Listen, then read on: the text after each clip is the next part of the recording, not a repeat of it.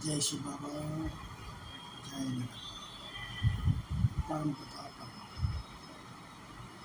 इस समय दुनिया में सिर्फ दुख ही दुख है और दुख का ही आदान प्रदान होता है।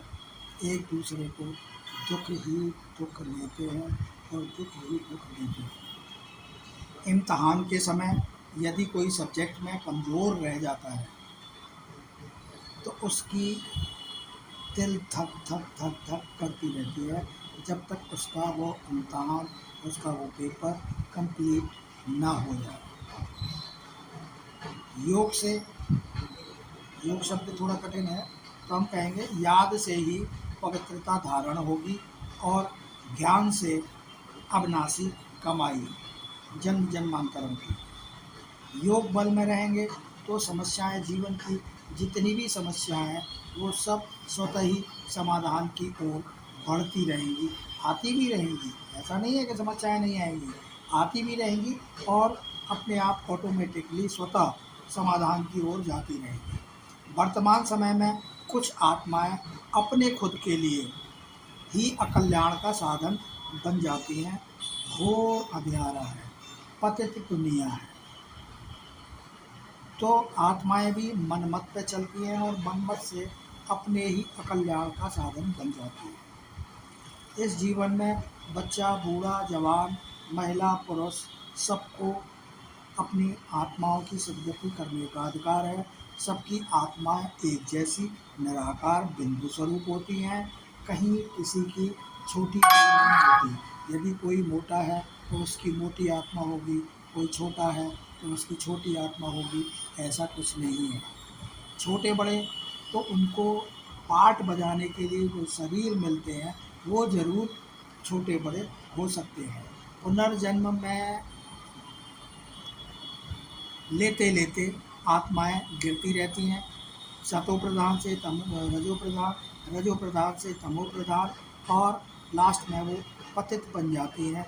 और 63 जन्मों के जो पाप कर्म का फल जो चला आता है, सिर पे पापों का बोझ चला आता है, वो योग अग्नि से समाप्त हो जाते हैं। और योग कैसा होना चाहिए?